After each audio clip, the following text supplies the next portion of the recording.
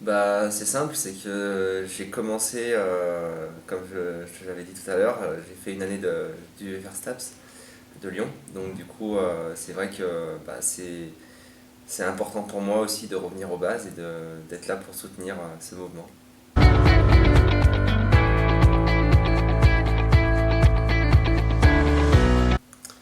Alors le haut niveau, ça m'a permis d'avoir de la rigueur sur l'organisation, on va dire, de mes journées, puisque j'ai dû faire dans un premier temps, comme bah, vous faites actuellement, mes études en parallèle.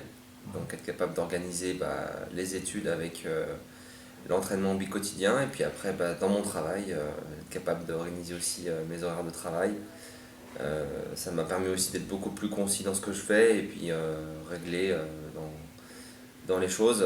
Ça oblige aussi à avoir de la régularité et aussi ça oblige aussi à avoir des responsabilités sur ce qu'on fait. C'est-à-dire que du coup, quand on se donne un objectif, bah, on y va à fond. Et je pense que c'est la chose que tous les sportifs de haut niveau apprennent s'ils veulent réussir.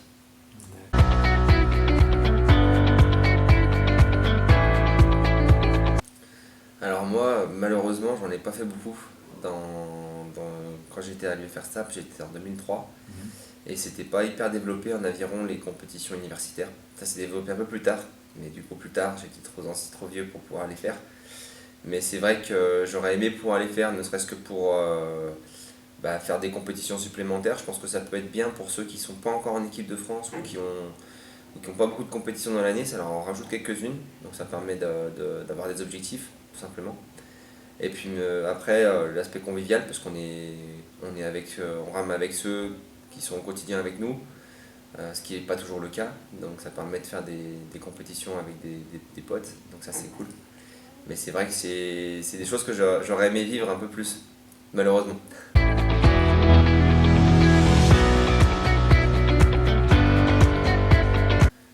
Bah, elle a été longue, puisque j'ai fait trois participations olympiques, presque quatre, puisque à Athènes j'ai failli être remplaçant aux Jeux d'Athènes, mais le bateau s'était pas qualifié. Donc Pékin, Londres, Rio, et puis là Tokyo, ça ferait du coup 5 Olympiades. Donc ça fait un parcours assez long, assez plein, avec des hauts et des bas, des médailles au championnat du monde de 2005 à 2007, des quatrièmes places 2007-2008, puis après ça a été un peu la dégringolade jusqu'en 2012 où on fait septième, où on fait même pas dans les 6 premiers pendant 3-4 ans. Et puis une Olympiade de Rio où on reprend les bases, on se reprend quatrième, troisième en 2015, troisième à Rio. Et puis là, du coup, une Olympiade entre guillemets bonus où bah, j'ai réussi à trouver des sponsors pour vivre de mon sport, qui me permettent du coup d'être à fond pour tenter de changer de catégorie, puisque la catégorie dans laquelle j'ai fait médaille olympique a été supprimée en 2017. Et profiter de cette Olympiade aussi pour transmettre aux jeunes, parce que c'est un truc qui manque un peu en tout cas en aviron. Je sais pas, je suis pas assez proche des autres sports pour le savoir, mais je sais qu'en aviron, c'est soit on est performant, soit on l'est pas. Et sauf que les anciens qui aimeraient peut-être transmettre, mais qui voudraient pas s'entraîner autant et être aussi performants qu'avant, mais lever un peu le pied, mais transmettre aux jeunes, n'ont pas la possibilité de le faire, puisqu'il faut soit être en équipe de France pour transmettre, soit on transmet pas. Ou alors on transmet dans les clubs. Donc c'est vrai que là, pour arriver à faire ce que je voulais faire, c'est-à-dire transmettre, il fallait que je sois dans les meilleurs.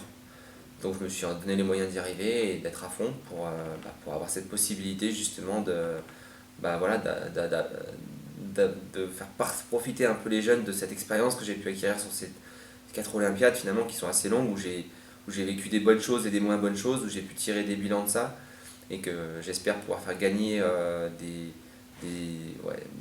peut-être pas des années, mais en tout cas de l'expérience plus rapidement aux jeunes et qu'ils puissent être meilleurs que moi à la fin de leur carrière.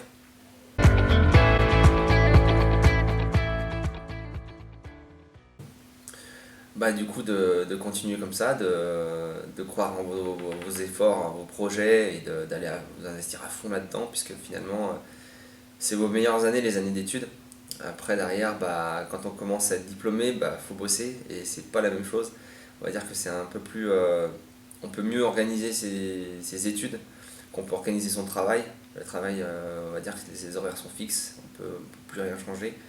Et c'est dépendant de ce que la fédération voudra mettre comme argent pour aménager les horaires. Donc là, pendant les années d'études, l'avantage c'est que c'est pas financier, l'aménagement, il y a pas besoin, les fédérations n'ont pas besoin de mettre de l'argent sur la table. Donc on a un système qui en France qui est bon pour ça, qui permet vraiment de pouvoir s'entraîner et du coup faut en profiter pour essayer de grimper les échelons le plus vite possible et rentrer en équipe de France élite le plus vite possible.